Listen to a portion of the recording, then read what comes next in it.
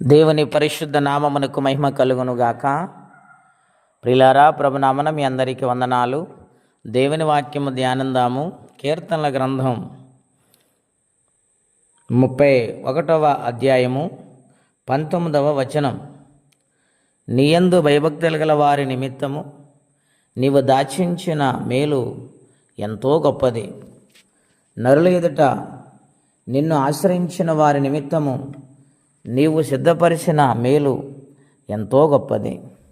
ప్రియమైన దేవుని బిడ్డలారా, పరిశుద్ధాత్మ దేవుడు మనందరితో మాట్లాడుచు ఉన్నారు. దేవుని భయము మానవ జీవితాన్ని మారుస్తుంది. దేవుని భయము మానవుని బ్రతుకులు వృద్ధిని కలగచేస్తూ ఉంది. అటువంటి భయము కలిగి జీవించిన వారిలో బైబిల్ గ్రంథంలో అనేక మంది భక్తులు ఉన్నారు. ప్రియులారా, వారి కోసము ఆయన ఎన్నో మేలులు చేశారు. అలాగే ఆయన నమ్ముకుని ఆయన ఆరాధించిన వారు, ఆయన సన్నిధానములో జీవితాన్ని సమర్పించుకున్నవారు, ఈ లోకములు అనేక మంది భక్తులు వృద్ధిలోనికి దేవుడు తీసుకుని వచ్చి ఉన్నారు.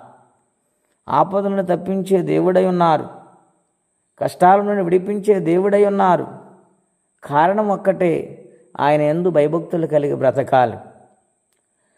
ఆయన యందు నమ్మకంగా జీవించాలి.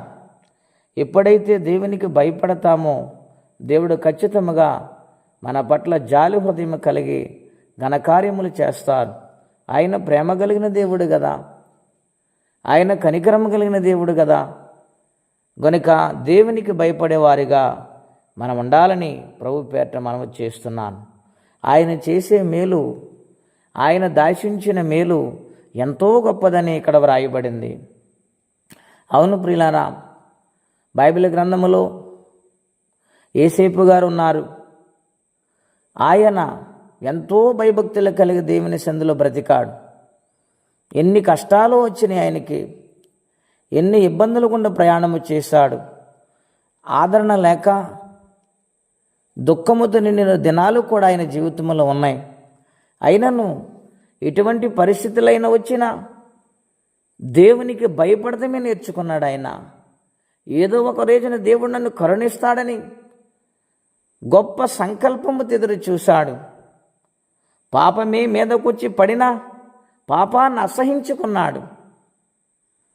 దాని యొక్క పర్యవస్థానము లోకరీతిగా జైల్లో ఎన్నో కష్టాలు వచ్చినా వాటిని భరించాడు, కానీ ఆయన పాపము చేయలేదు.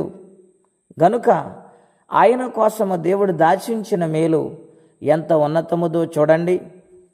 ఐగుప్తు దేశానికి రాజంతటి వాడిగా దేవుడు ఆయన్ని మార్చారు. రాజు తర్వాత రాజు, గొప్ప ప్రధానమైన స్థానములు ఆయన ఉన్నారు. దేవుడు దాచించిన మేలు మనం పొందాలంటే ఆయన సన్నిధానములో నిత్యముగా ఎదురు చూసేవారిగా ఉండాలి. కొన్నిసార్లు నిరుత్సాహము, కొన్నిసార్లు బలహీనత, కొన్నిసార్లు వ్యసనము కలుగుతూ ఉంటుంది. అవి దేవుని సన్నిధానములో మనము ఓపికతో వాటిని అనుభవించుకుంటూ ముందుకెళితే వాటి నుండి దేవుడు విడుదలవ్వటమే కాకుండా గొప్ప జయాన్ని వాటి మీద దేవుడు అనుగ్రహిస్తారు. అలాగే యేసేపు గారి జీవితంలో జరిగింది. గొప్ప వ్యక్తిగా దేవుడు ఆయన మార్చారు. అనేక మందికి పోషించి వారిగా దేవుడు ఆయన ఉంచారు. గనుక దేవుని బిడలారా, ఆయన భయభక్తులు కలిగి బ్రతుకుదాము. ఆయన సన్నిధిలో నమ్మకంగా జీవిందాము. ఆయన రాజ్యమును సంపాదించుకుందాం. అట్టి కృపా తీర్మానం పరిశుద్ధాత్మదేవుడు మనందరికీ దయచేయునుగాక. ప్రార్థన అండి. అత్యంత కృప కలిగిన దేవా, ఘనమైన మీ నామం కొరకే వందనాలు. శ్రేష్టమైన వాక్కులు చేత మమ్మలను బలపరిచారు. అవును నాయన, నీ యందు భయము ఎంతో ఉన్నతమైన జీవితాన్ని అనుగ్రహిస్తానని వాగ్దానము చేశారు. గనుక అది పొందుకుని నీ కొరకు బ్రతికి వారిగా సహాయం చేయండి.